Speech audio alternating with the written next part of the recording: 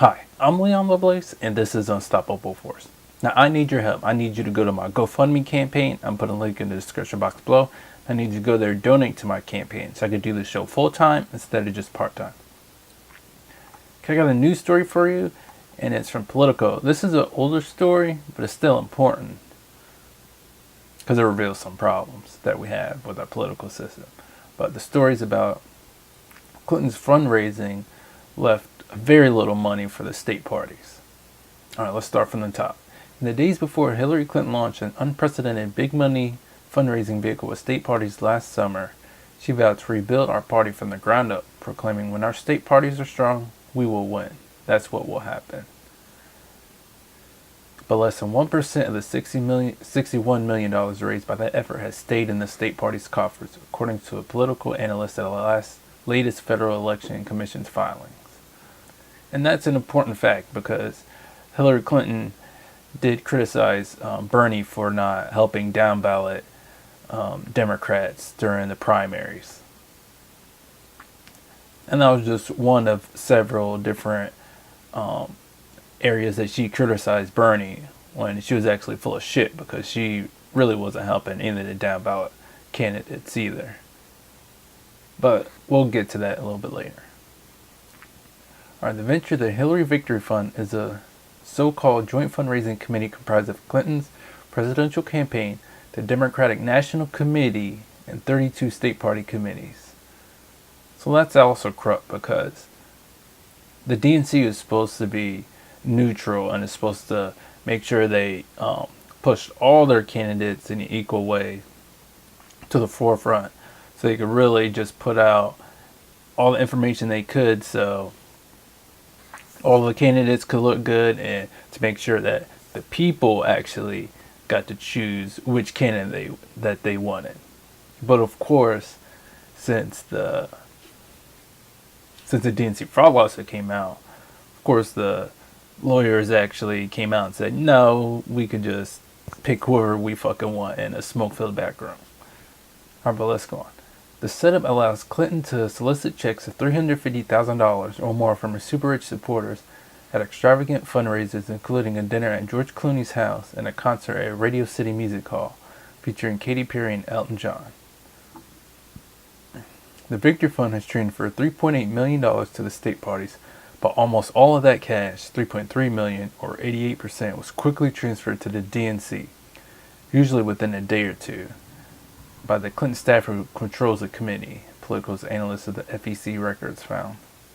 By contrast, the Victory Fund has transferred $15.4 million to Clinton's campaign and $5.7 million to the DNC, which will work closely with Clinton's campaign if and when she becomes the party's nominee.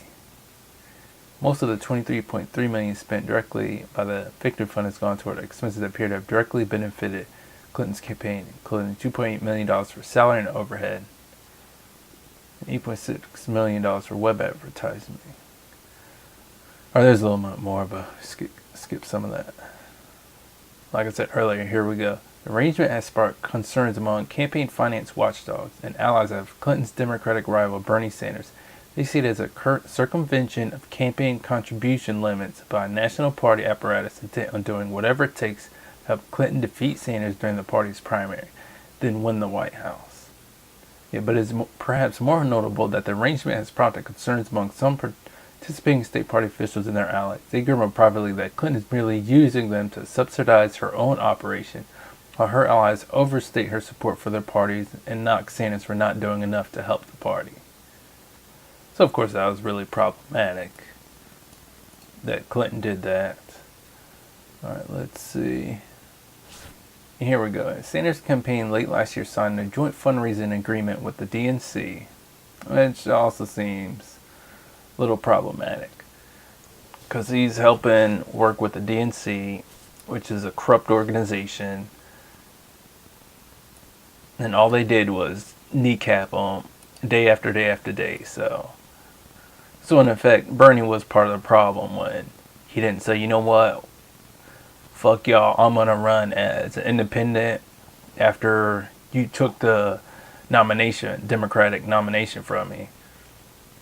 Or said, you know what, I'm gonna take up Jill Stein's offer, I'm I'm gonna run as a Green Party, and she's gonna be my VP, and we're gonna run this shit straight into the White House. And here we go. Instead, after Sanders was chided by Clinton allies for not helping down-ballot Democrats, he sent out appeals to his vaunted email list to help raise hundreds of thousands of dollars for a trio of progressive House candidates who got to keep all the cash. So when he did do something, he actually made sure those candidates actually got the money for their campaigns and not to funnel it back to his. Because of course, if he'd done the same shit that Hillary would have done, the mainstream media would have crucified him over that. They said, "What are you fucking doing? How could you be so corrupt and circumvent our campaign contribution limits? That is corruption and it cannot happen. You've got to get out of the race." They'd have been proclaiming that day after day after day if he done that shit. Oh, here's a little bit early in the article.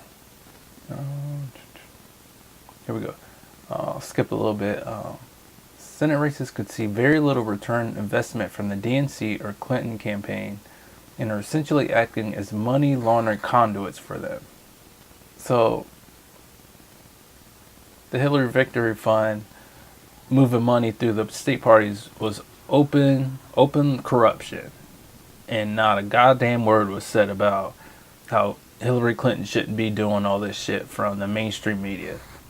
Cenk Uygur and the Young Turks talked about how this can't be happening and they shouldn't be doing that. And in fact, she should be charged and arrested for this, for just money laundering out in the open. But, and probably other independent media organizations probably said that too. I haven't watched those videos yet.